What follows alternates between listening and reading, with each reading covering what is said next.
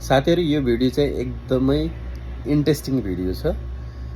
एकजना दिदी हुनुहुन्थ्यो नि, बालेनले झापा 5 बाट जितेपछि म कान काटेर फाल्दिन्छु र त्यो कानमा लगाएको सुन पनि बालेनलाई नि दिन्छु भन्ने दिदी हुनुहुन्थ्यो हैन। अस्ति मज्जाले भाइरल हुनुभएको थियो।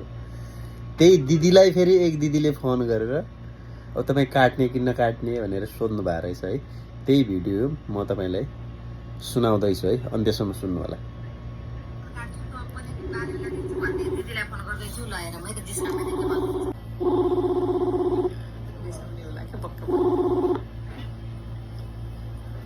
हेलो दिदी नमस्ते। नमस्ते। सन्चै हुनुहुन्छ? सन्चै छु नानी। अनि तपाईको झापाबाट त बालेनले जित्ने भएछ त है? बालेनले जित्छ भन्ने के थाहा? बालेनले अझ भोट गर्दैछन्। ए अझै पनि तपाईलाई एमालेले जित्छ भन्ने हो छ? तपाईको काम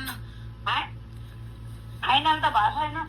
कस्तो फाइनल भएपछि मात्रै हो थाहा भने। ए फाइनल भयो। फाइनल ए अझै पनि आशा छ तपाईलाई भनेपछि।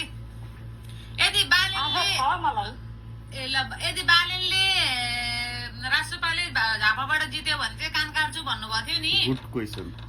अनि त्यो कानको सुन पनि बालेनलाई दिन्छु भन्नुभएको थियो। यो तपाईले साच्चै नै बोल्नु भएको हो नि? कान काट्नुहुन्छ नि तपाईले? अझ फाइनल भएको छैन। फाइनल भयो भने बिचारा अब त्यो त्यति बेलाको कुरो। अब मेरो तपाईले कान काट्ने कि नकाट्ने पहिला भन्नु। तपाईले कान त काट्नुहुन्छ नि जित्यो भने? पहिला फाइनल तपाईको मान्छे तपाईले काट्नु भएन भने अब मिडियामा आएर यसरी बोल्नु भएको छ। तपाईको भिडियो जता काट्दिनु भयो त। फोन काट्यो। मलाई बोल्न मन लागेन। कस्तो बोल्नु मन लागेन हो र? तपाईले मिडियामा आएर सबै जनताको अगाडि बोलेर तपाई भाइरल भइसकेपछि कान काट्छु भन्छ। कान काट्ने कि नकाट्ने? हैन भने तपाईको कान जनताले छाँटेर जबरजस्ती भने काट्दिन्छ। दिदी हेर्नु, बोलेको कुरा गर्नु पर्दैन। बोलेको कुरा त अब हाम्रो केपी बाले सबै सामदाम तपाईको बाले त हार्ने भयो कि? हार्ने नै भयो। हार्ने पक्का पक्की भयो त तपाईको बाको त। पक्का-पक्की भयो हैन। तपाईले कान काट्ने कि नकाट्ने त्यति कुरा भन्नु के?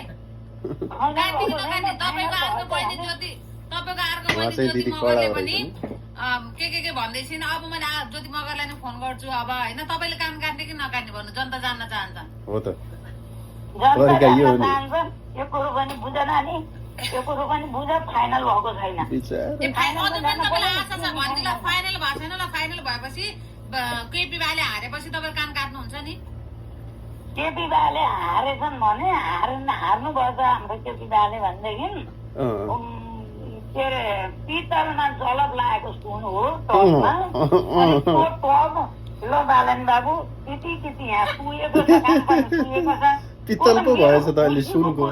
काट्ने र नकाट्ने खुसीको कुरा भनेर हुन्छ। जनतालाई मूर्ख बनाउने, पागल बनाउने। तपाईले सबैको अगाडि आएर कान काट्छु भनेपछि तपाईको खुसी हुन्छ? हो त हो त। ल त्यसो हो भने अब मैले त्यति बेला गल्ती बोलेँ भन्नलाई त घाँटी सुक्ने गरी कराउनु भएछ। तपाईँ कराउँदै हिँड्नु भयो थियो। केपीको पक्षमा त घाँटी पनि बसिरहेको रहेछ होइन? अब कान त काट्नु पर्यो नि होइन? हो त। कान काट्न त अब मेरो खुसीको कुरो हो। काटिहालेँ। फेरि काट्यो फोन ल।